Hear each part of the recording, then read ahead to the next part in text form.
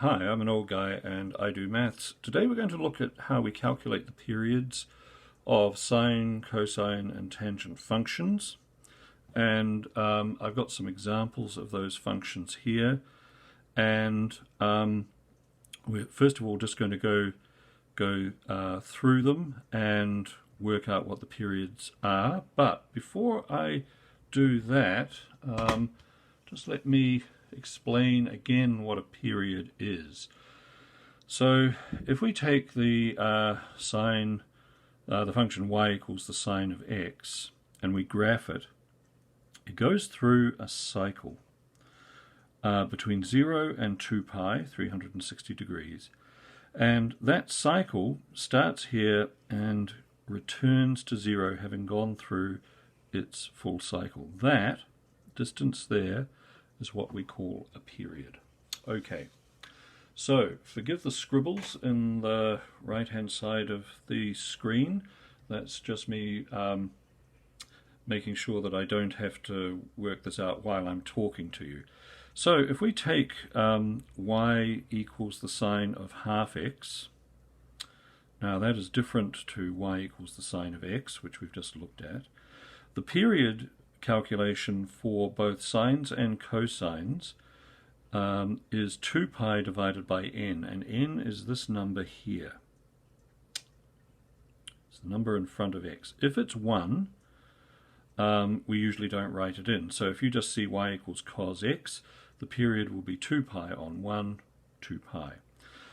In this case, we have the sine of half x, and so what we have to do is we have to divide 2 pi by a half, which gives us 4 pi. So the period of this function is 4 pi.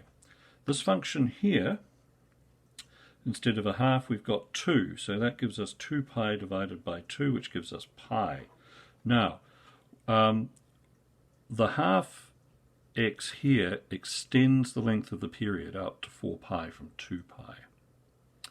And the 2 here compresses the period down to pi, and we'll look at this with some graphs that I've got in a minute.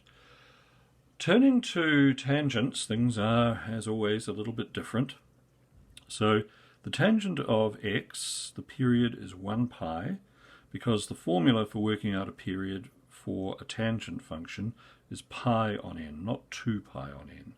So if there's a 1 here or nothing, we take it as 1.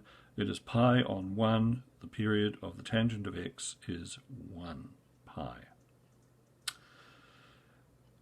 We can shorten up the period of the tangent of x by putting a 2 here, and that gives us a period of pi on 2, down from 180 degrees to 90 degrees.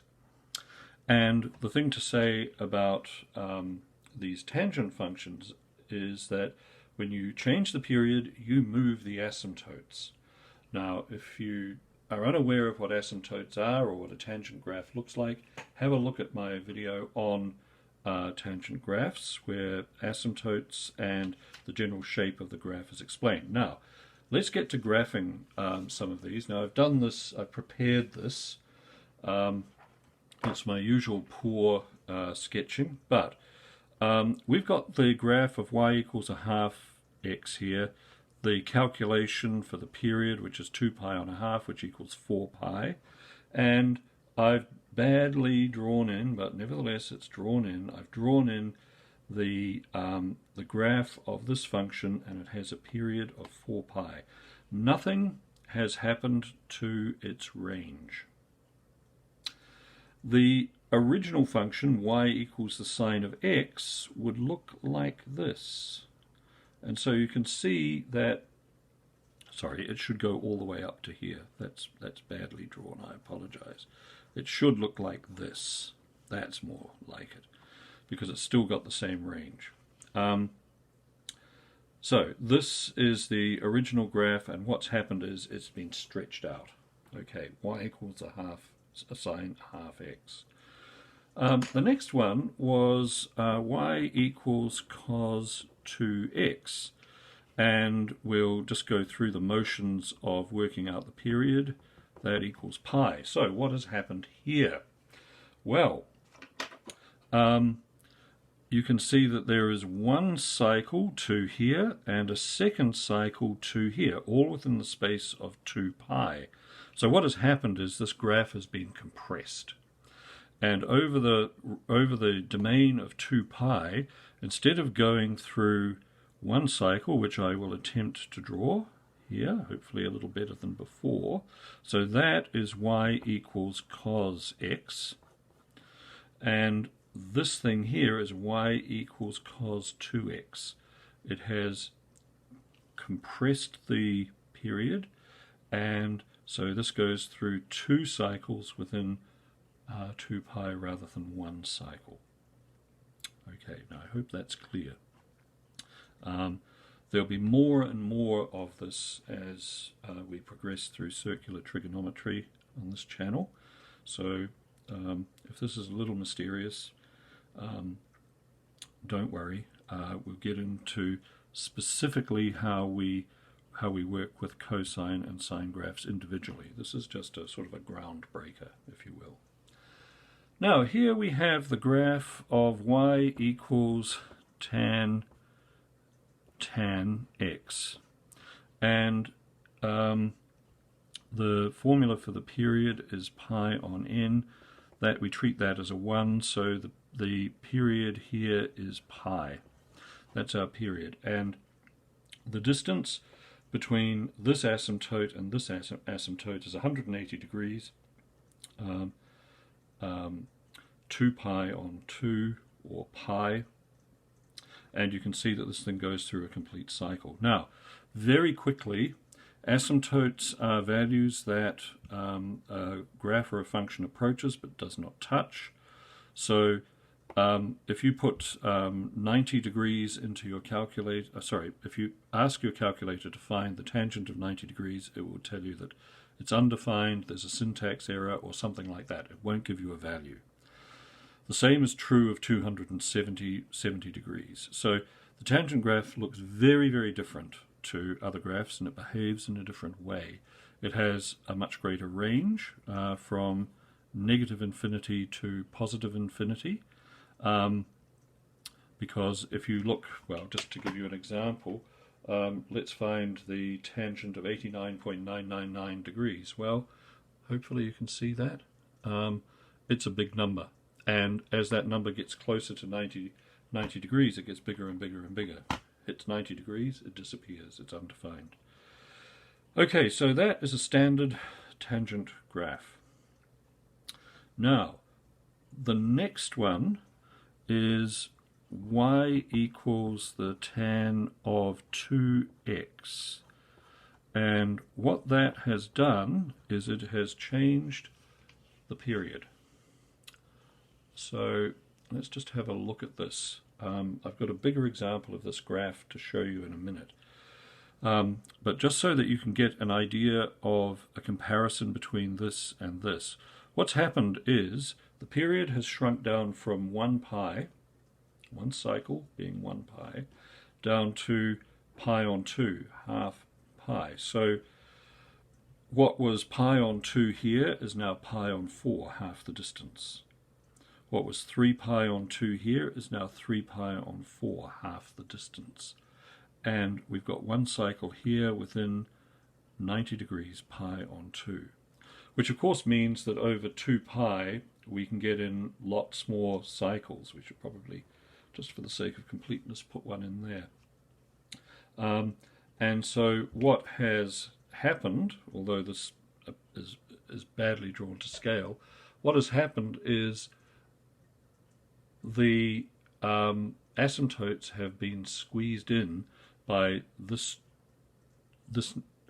effect of this number here. So, as I said, pi on 4 started out as pi on 2. It has been halved in size. And this gap here has been halved in size, and so forth and so on. So, in fact, we get more cycles in here than we would normally have done so, between 0 and 2 pi. The scale along here is the same as the scale along here. Now let's look at this slightly enlarged, just so that it's a little clearer. Okay, so this is the graph of y equals sine 2x, and these dotted lines represent the asymptotes, and normally this would be pi on 2, this would be pi, this would be 3 pi on 2, and this would be 2 pi. But what has happened because of this compression is that the distance between the asymptotes, as I said before, has been halved. And how you halve a fraction, because the asymptotes are located on a standard tangent graph, they're located at pi on 2 and 3 pi on 2.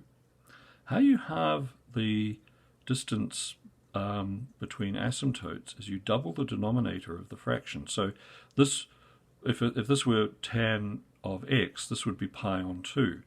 But because it's tan 2x, it becomes pi on 4. This becomes 3 pi on 4. The distance between each of these asymptotes is pi. Why is it pi? Well, let me show you. So 3 pi on 4, that point there, minus pi on 4, that is 1 pi on 4. That gives us 2 pi on 4. Simplify this fraction and you get pi on 2. That is the distance between these two asymptotes and these two asymptotes. Now, that was a bit of a crash course, but it shows you initially how, first of all, to calculate the period, and then what effect that has on various graphs. So thank you very much for watching. There will be more of this in the channel, in the playlist on circular trigonometry. If you found it useful, please subscribe, like it, and do come back. I'll see you next time. Bye.